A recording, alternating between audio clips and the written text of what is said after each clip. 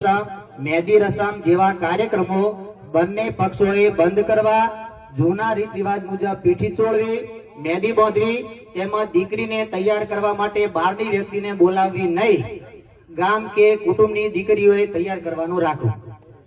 લગ્ન પ્રસંગે બંને પક્ષોએ લાઈવ પ્રોગ્રામ કરવા નહીં, કોઈ પણ પ્રકારની એન્ટ્રી કરવી નહીં, એન્ટ્રી વગર સાદાઈથી સત્કાર સમારંભ કરવો, એના વિડીયો કે રીલ્સો બનાવવા નહીં. લગ્ન મુહૂર્ત દિવસનું રાખવું, જાન સવારે તેડાવી. જો કે આ તો સમાજમાં ચાલુ છે. લગ્ન પ્રસંગે અન્ય કે સુપ્રસંગે દીકરા દીકરીઓએ સમાજને શોભે એવા કપડાં પહેરવા, તેમજ વરરાજાએ પણ શોભે એવો પહેરવેશ પહેરવો અને વરરાજાને ભાડાના પેન્ટ શૂટ કે શેરવાની લાવવા નહીં. જે નવેસરથી સીવડાવીને તૈયાર જ પહેરવાના રહેશે. જે આપણે ભાડાના લાવીએ છીએ એ સદંતર બંધ. લગ્ન પ્રસંગે જાનમાં વધુમાં વધુ 15 વાહનો તથા વધુમાં વધુ 100 માણસોથી વધારે લઈ જવા નહીં અને પોતાના સમાજના જ માણસો લઈ જવા તથા બંને પક્ષોએ જાનમાં ફટાકડા સદંતર બંધ કરવા. લગ્ન પ્રસંગે જમણવારમાં 2 મીઠાઈ, 1 ફરસાણ, દાળ ભાત, પૂરી અથવા રોટલી, છાશ અને અથવા ઉનાળો હતો કેરી રસ, પાપડ જેટલી આઈટમો રાખી શકાશે. અલગથી બીજી કોઈ ચાઇનીઝ, પાણીપુરી જેવી આઈટમો રાખવી નહીં અને રસોઈ સમાજના રસોઈયા પાસે જ બનાવી અને સ્ટાફ પણ બને ત્યાં સુધી સમાજનો જ રાખવો. લગ્ન પ્રસંગે પડલામાં વર પક્ષે કન્યા પક્ષને વધુમાં વધુ 2 તોલાથી વધારે સોનાના દાગીના મૂકવા નહીં. ખાસ મુદ્દો, પડલામાં જે દાગીના મૂકવામાં આવે છે એ 2 તોલાથી આગળ વધવા જોઈએ નહીં. સગાઈ કર્યા બાદ કન્યા પક્ષને લગ્ન પહેલો અને સગાઈ કર્યા બાદ કન્યા પક્ષને મેં વધુમાં વધુ 1 તોલાથી વધારે સોનાના દાગીના મૂકવા નહીં, ચાંદીના કડલા પણ મૂકવા નહીં, તેની જગ્યાએ ચાંદીની પાયલ અથવા જોજર મોકલવી. એટલે ટૂંકમાં કાચો શેક પણ હોય ત્યાં સુધી દાગીના આપણે 1 તોલાથી વધારે મોકલવા નહીં. દીકરીના લગ્ન પ્રસંગમાં પૂરકમાં 1 જ પિત્તળનું બેડું આપવું. અન્ય કરિયાવર તરીકે દાખલા તરીકે સોફા સેટ, ટીવી, તિજોરી, ફ્રીજ તેમજ અન્ય ઇલેક્ટ્રિક ઉપકરણો કે રસોડા સેટ આપવો નહીં. આ બધી સામગ્રી દીકરીને અગેણી વખતે આપી શકાશે.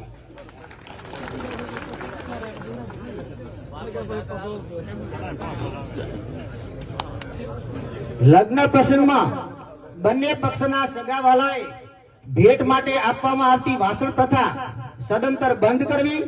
એના સિવાય અન્ય ચીજ વસ્તુ પણ જે આપવાની પ્રથા છે એ પણ બંધ કરી અને રોકડ રકમની અંદર વ્યવહાર કરવો. લગ્ન કરીને ઘરે આવ્યા પછી જૂના રીત રિવાજ મુજબ વર કન્યાને વધાવવાનું રાખવું. કોઈ પણ જાતનું વેલકમ, ડેકોરેશન કે એન્ટ્રી કરવી નહીં. તેના વિડીયો, સ્ટેટસ કે રીલ બનાવી સોશિયલ મીડિયામાં શેર કરવા નહીં. ઓણા પ્રસંગે કે ઘરઘેણા પ્રસંગે ડેકોરેશન કરવું નહીં. હમણાં એક નવો ટ્રેન્ડ ઘરઘેણામાં ચાલુ થયો છે. એટલે ઘરઘેણામાં ફેરા ફરવા નહીં, માત્ર ફૂલહાર કરવાનું રાખવું. ઘરઘેણા વખતે જોન જોડી જવું નહીં. તેમજ દીકરો કુંવારો હોય તો પણ તેડવા માટે 15 વ્યક્તિઓથી વધુ માણસોએ ઘરઘેણું તેડવા જવું નહીં. ઘરઘેણામાં લગનિયા મૂકવા નહીં. તેમજ ઘરઘેણામાં ઓઢામણીની પણ આપલે કરવી નહીં. હવે મામેરામાં વર પક્ષ, કન્યા પક્ષ જે ઢાલ દરમિયાન આપવામાં આવે છે તમામ ઓઢામણીઓ રોકડ રકમમાં કરવી. લગ્ન તથા અન્ય શુભ પ્રસંગના જે કહુંબા હોય, કસુંબા, એમાં બંને પક્ષોએ બિસ્ટોલ, ગુટકા, મસાલા કે કાચી સાકર સદંતર વાપરવી નહીં, ખરીદી કરવી નહીં. જાનમાં બિસ્ટોલ, ગુટકા કે મસાલા સાથે લઈ જવા નહીં. ચાખોટ પણ સાથે લઈ જવા નહીં. ચાખોટની વ્યવસ્થા મોડવા પક્ષે કરી આપવી અને કન્યા પક્ષ દ્વારા આપવામાં આવતા કસુંબામાં વર પક્ષ તરફથી ગોળિયા ટીકડા વેચવા નહીં, ઉતારે વેચી શકાશે. લગ્ન પ્રસંગે બંને પક્ષોએ મોટા અવાજે વગાડવામાં આવતા ડીજે સદંતર બંધ કરવામાં આવે છે. આની જગ્યાએ ઘર આંગણે ઢોલ તથા શરણાઈ વગાડી શકાશે, પરંતુ બહારના કોઈ પણ કલાકાર બોલાવવા નહીં. ઉત્તરાયણનું આણું, ઘરઘેણું તેમજ સગાઈ પ્રસંગ હોય તે દરમિયાન ચીજ વસ્તુઓનું પ્રદર્શન કરવામાં જે આવે છે ને એનું ડેકોરેશન કરવામાં આવે છે તે સદંતર બંધ કરવું. તેના વિડીયો, સ્ટેટસ કે રીલ બનાવી સોશિયલ મીડિયામાં શેર કરવા નહીં. સગાઈ કર્યા બાદ મોકલવામાં આવતા હાયડા સદંતર બંધ કરવામાં આવે છે. તેની જગ્યાએ વર્ષમાં માત્ર એકવાર 1100 રૂપિયા રોકડમાં આપવા. લગ્ન પ્રસંગ પૂરો થયા પછી વેવાણને મળવા આવવા જવાની પ્રથા બંને પક્ષ તરફથી સદંતર બંધ કરવામાં આવે છે. ઉંમર લાયક કન્યાને લગ્ન પછી પિયરમાં વધુ સમય રોકી રાખવી નહીં. ઉત્તરાયણના ઓણામાં વધુમાં વધુ 5 જોડીથી વધારે કપડાં આપવા નહીં. ટંકની જગ્યાએ સુટકેસ મૂકી શકાશે. ઉત્તરાયણના ઓણામાં દીકરીના કુટુંબ તરફથી ઓઢવણી તરીકે મોકલવામાં આવતી ઓઢણીઓ સદંતર બંધ કરવી. લગ્ન પ્રસંગ પૂરો થયા પછી વર પક્ષ અને કન્યા પક્ષ બંને પક્ષોએ ઓછામાં ઓછી 1100 રૂપિયાની પાવતી નજીકની શૈક્ષણિક સંસ્થામાં ફરજિયાત લેવી. જાનમાં કપડાં ચેન્જિંગ કરવાનું રાખવું નહીં. બને ત્યાં સુધી જાનમાં મહિલાઓ મર્યાદિત સંખ્યામાં લઈ જવી. કુંવારી દીકરીઓને મોબાઈલ આપવો નહીં. દીકરા અને દીકરીને ઓછામાં ઓછું ધોરણ 12 સુધીનું શિક્ષણ ફરજિયાત આપવું. 12 સુધી દીકરીને પણ ભણાવી. વર પક્ષ તરફથી જાનના ઉતારે અપાતી રકમમાં એક સૂત્રતા જળવાય તે હેતુથી 1500 રૂપિયા ફિક્સ રકમ આપી. 1500 થી વધારે પણ નહીં અને ઓછા પણ નહીં. ઉતારે જે આપવામાં આવતી રકમ છે એમાં એક સૂત્રતા જળવાય હેતુથી. જાનમાં વરઘડિયા પરણીને ઉતારે આવે ત્યારે ખોળામાં મૂકવામાં આવતી રકમ 1100 રૂપિયાથી વધુ મૂકી શકાશે નહીં. આ હમણાં નવો વ્યવહાર વધ્યો તો, અમુક સંખ્યાઓ વધારે હતી એટલે. સગાઈ પ્રસંગે કન્યાને પાઠ પર બેસાડીને કરવામાં આવતું ડેકોરેશન બંધ કરવું તથા તેની રીલ સોશિયલ મીડિયામાં શેર કરવી નહીં. સગાઈ પ્રસંગે ટોપરો બાંધવા માત્ર પુરુષોએ જવું, મહિલાઓને સાથે તેડી જવી નહીં. કોઈ પણ શુભ પ્રસંગે વેવાણ મળવા આવે ત્યારે ઉઠામણું આપવાનું સદંતર બંધ કરવું.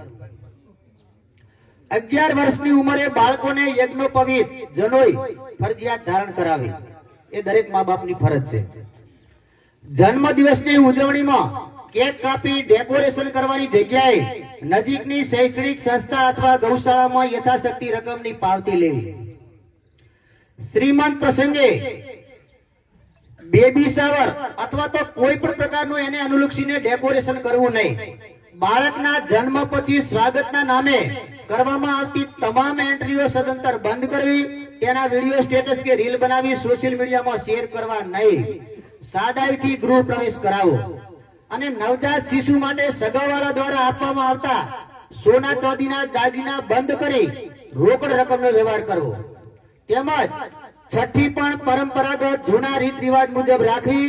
તેનું ડેકોરેશન કે રીલ બનાવવી નહીં. ફોટોગ્રાફી માટે કેમેરામેન સમાજ સિવાય બહારની કોઈ પણ વ્યક્તિને ઓર્ડર આપવો નહીં. સમાજના કોઈ પણ યુવાનોએ નશાકારક કેફી પદાર્થનું સેવન કરવું નહીં. તેમજ કોઈ પણ પ્રકારની અસામાજિક પ્રવૃત્તિમાં ભાગ લેવો નહીં. હવે આવે છે મામેરા પ્રસંગ. મામેરો વહેલી સવારે તેડાવવું અને વહેલી સવારે જવું. મામેરામાં સોના ચાંદીના દાગીના અને રોકડ રકમ તમામ મળી વધુમાં વધુ 7,51,000 રૂપિયાથી વધારે મામેરો કરવો નહીં. જુજેણું વધુમાં વધુ 1 લાખ રૂપિયાથી વધુ રકમનું કરવું નહીં. મામેરામાં દીકરીના પરિવાર સિવાયની એટલે કે ભોણેજડા સિવાયની તમામ ઉજવણીઓ રોકડ રકમમાં કરવી. મામેરામાં બેનના ઘરનું વળતું ઉઠામણું માત્ર સગા ભાઈને જ, અને એ પણ ફિક્સ 200 રૂપિયા. એનાથી વધારે લેવા નહીં કે આપવા નહીં. અને એ પણ સગા ભાઈ 1 હોય 2 હોય કે જે હોય બધાને 200 રૂપિયા. હવે આવે છે મરણ પ્રસંગ. મરણ પ્રસંગે 70 વર્ષથી નીચેની ઉંમરની વ્યક્તિના મરણ પાછળ કરવામાં આવતા 2 દાન સદંતર બંધ કરવામાં આવે છે. માત્ર ખીચડી કઢી રાખવા. અને 70 વર્ષથી મોટી ઉંમરની વ્યક્તિના મરણ પાછળ 2 દાન મરજિયાત છે. કોઈ ફરજ નથી, કોઈ પણ પ્રકારનું દબાણ નથી. બરાબર, પણ બની શકે તો ન કરે તો સારું. તથા ખીચડીમાં ઘી વાટકીના બદલે વાડીથી આપવું, જેથી ઘીનો બગાડ થાય નહીં. મરણ પ્રસંગે આપવામાં આવતી કાચી સાકર, કોરી સાકર, બંને સાકર સદંતર બંધ કરવામાં આવે છે. ટૂંકમાં પથારીએ થાળી રાખવી જ નહીં, ફેરવી જ નહીં. પથારીએ થાળી બંધ. મરણ પ્રસંગે ટાણું 13મા દિવસે રાખવું, તેમજ નાની ઉંમરના મરણ પાછળ ટાણું અનુકૂળતાએ રાખી શકાશે, અને 1 કે 2 દિવસ નક્કી કરી અનુકૂળતાએ બેસવું પણ રાખવું. મરણ પ્રસંગે રવિવારના દિવસે લોકાચાર જઈ શકાશે, એ દિવસે આપણે પાણી પણ આપી શકીએ. મરણ પ્રસંગ પૂરો થયા પછી રાખવામાં આવતો પૂર્ણ માસ સદંતર બંધ કરવામાં આવે છે. મરણ પ્રસંગે ડાબરીના પૈસા અલગથી આપવાને બદલે મૃતકના ફોટા આગળ મૂકવા, જો કે પરંપરાગત હાલ તો ચાલુ જ છે. મરણ પ્રસંગ પૂરો થયા પછી આવતા પ્રથમ તહેવારે માત્ર બેન દીકરી સિવાયના સગા સંબંધીને તેડાવા નહીં. પહેલો તહેવાર આવે એટલે કુંવાસી આવી છે. મરણ પ્રસંગે ટોણાના દિવસે સાથરાવાળી મહિલાઓને આપવામાં આવતી રોકડ રકમની આપલે સદંતર બંધ કરવી. મરણ પ્રસંગે ટોણાના દિવસે કરવામાં આવતી નાત સદંતર બંધ કરવામાં આવે છે. ગંગા થાળી કરી શકાશે, તેમજ મા બાપની હયાતીમાં ઉજવણું પણ કરી શકાશે. ઉજવણું પણ વહેલી સવારે તેડાવવું, અને ઉજવણામાં જેનું ખર્ચ તેના ઘરની જ ઉજવણી કાગળમાં લખવી. મરણ પ્રસંગે પાર કે છાજિયા લેવા નહીં. મરણ પ્રસંગે ટોણાના દિવસે યથાશક્તિ મુજબ નજીકની શૈક્ષણિક સંસ્થામાં પાવતી લેવી. મરણ પ્રસંગે ટોણાના દિવસે ઉજવણી, આ ખાસ મુદ્દો છે, ધ્યાન આપજો. મરણ પ્રસંગે ટોણાના દિવસે ઉજવણી મૃતકના પરિવારે લેવી ખરી, પણ આપવી નહીં. એટલે કે જમાઈઓને જે કરવામાં આવે છે ને અમે કરવી નહીં, આવે એ લેવી ખરી. લોકાચાર દરમિયાન મહિલાઓ દ્વારા વેવાઈના ઘરે સંભાળ તરીકે આપવામાં આવતી રકમ બંધ કરવામાં આવે છે, જો કે કુંવાસી માટે છૂટછાટ રહેશે. હવે બંધારણ ભંગ થાય તો શું કરવું? બંધારણ ભંગના કિસ્સામાં દરેક ગામમાં વડીલો અને યુવાનોએ ભેગા મળે આજથી 7 દિવસમાં બંધારણ સમિતિની રચના કરવી, અને સમિતિમાં દરેક વોર્ડ દીઠ એક સભ્યો લેવા, અને નજીકની શૈક્ષણિક સંસ્થામાં કમિટીની યાદી આપવી. 2. બંધારણનું પાલન ન કરવાના કિસ્સામાં સમિતિના સભ્યો સમજાવટથી કામ લેશે, છતાં પણ જો નિયમનું પાલન કરવામાં ન આવે તો ગામમાં કોઈ પણ કુટુંબીજનો નિયમ ભંગ કરનાર વ્યક્તિના સારા માઠા કે કોઈ પણ પ્રસંગે હાજરી આપી શકશે નહીં. અને જો કુટુંબની કોઈ વ્યક્તિ સમિતિની ઉપરવટ થઈ ના પાડવા છતાં પણ જો હાજરી આપશે તો એ વ્યક્તિને પણ બંધારણ ભંગના નિયમ હેઠળ ગુનેગાર ગણી લેવામાં આવશે. અને આ અંગે ત્રણેય પરગણાની કોર કમિટીને, એટલે કે સમાજને, ગામ લોકોએ જાણ કરવી, અને કોર કમિટી આ બાબતે દંડ અથવા જે નિર્ણય લે તે બંધારણ સમિતિ અને જે તે ગામ લોકોને બંધન કરતા રહેશે. હવે આવે છે સામાજિક ન્યાય. સામાજિક ન્યાય માટે પીડિત વ્યક્તિએ પોતાને ઘરે સમાજ બોલાવવા માટે કાગળ ફાડવા બોલાવવા નહીં, તેના બદલે નજીકની વાવ, થરાદ અને ભાભર બોર્ડિંગના પ્રમુખ મંત્રી પાસેથી તારીખ મેળવી કોઈ પણ રવિવારે સવારમાં એક ટાઈમ માટે સમાજ બોલાવવાની રહેશે, અને એની અંદર ભોજન પણ સાદું રાખવાનું રહેશે. સમાજ બોલાવવા માટે પીડિત વ્યક્તિએ સમાજના વડીલોને ફોનથી જાણ કરવાની રહેશે. આના માટે અલગથી ગાડીઓ મોકલવામાં આવશે નહીં, અને વડીલોએ પોતાના સ્વખર્ચે નજીકની શૈક્ષણિક સંસ્થામાં હાજરી આપવાની રહેશે. નાના મોટા સાટા પ્રથાના ખાસ મુદ્દો આવે છે. નાના અને મોટા, એક સાટું નાનું હોય ને એક મોટું હોય, આવા સગપણના કિસ્સામાં એક દીકરીને 1 કે 2 સંતાન હોય અને સામેવાળા સાટામાં એ લગ્ન કુંવારું હોય તો લગ્ન કરવાની ના પાડે, અને પરણેલું હોય તો આણું કરવાની ના પાડે, તેવા કિસ્સામાં પીડિત વ્યક્તિએ નજીકની સંસ્થામાંથી તારીખ મેળવી કોઈ પણ રવિવારે સમાજ તેડાવવાનો રહેશે. સમાજ આ બાબતે ગુનેગાર વ્યક્તિ પાસેથી 21 લાખ રૂપિયા દંડ પેટે 200 મણ બાજરી અને સમાજનો બિલ વસૂલ કરશે. આ દંડની રકમમાંથી સમાજ 25% લેખે રકમ ત્રણેય પરગણાની સંસ્થાઓ માટે સહિયારી રકમ સમાજ જમા રાખશે. પછી અન્ય સગપણ તોડવાના કિસ્સામાં પણ સમાજ ભેગો કરવા માટે આ નિયમ જ લાગુ પડશે, પરંતુ એમાં દંડની રકમમાંથી 25% નો નિયમ સંસ્થામાં આપવાનો આ ફરજિયાત આ પ્રમાણે જ રહેશે. ખાસ નોંધ બીજી, આવા કિસ્સામાં ગુનેગાર વ્યક્તિ સગપણ છૂટું કર્યા સિવાય બીજી જગ્યાએ દીકરી વળાવશે તો સગપણ કરાવનાર વચેટિયા સહિત દીકરીના પિતા પાસેથી 25 લાખ રૂપિયા દંડ સમાજ અલગથી વસૂલ કરશે. આવા દંડની તમામે તમામ 100% રકમ ત્રણેય પરગણાની સંસ્થાઓ માટે સહિયારી સમાજ પોતાની પાસે જમા રાખશે. આમાંથી 100% લેવાના. અમલીકરણ. પરમ પૂજ્ય બ્રહ્મલીન સંત શ્રી આનંદ પ્રકાશ બાપુની ગુરુ ગાદીની પવિત્ર ભૂમિ એટા મુકોમાંથી રચાયેલું આ નવીન બંધારણ નું અમલીકરણ આજે તારીખ 1/2/2006 થી અમલી બનશે તથા આ બંધારણના સુધારા વધારા કરવા માટે 2 વર્ષ બાદ સમીક્ષા કરવામાં આવશે.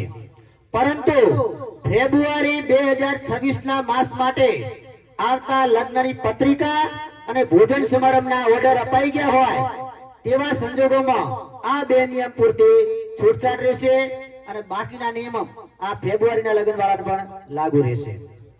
ઉપરોક્ત સમાજ બંધારણના તમામ નિયમો સાથેની પુસ્તિકામાં પરમ પૂજ્ય આનંદ પ્રકાશ બાપુનું જીવન દર્શન, ત્રિકાળ સંધ્યા આવરી લઈ ત્રણેય પ્રજ્ઞાની દરેક ગામની સંસ્થાને આધારે સંખ્યાના આધારે 52, 32 ને 42 એમાં જે સંખ્યા હશે એ પ્રમાણે પુસ્તિકાઓ વિતરણ કરવામાં આવશે.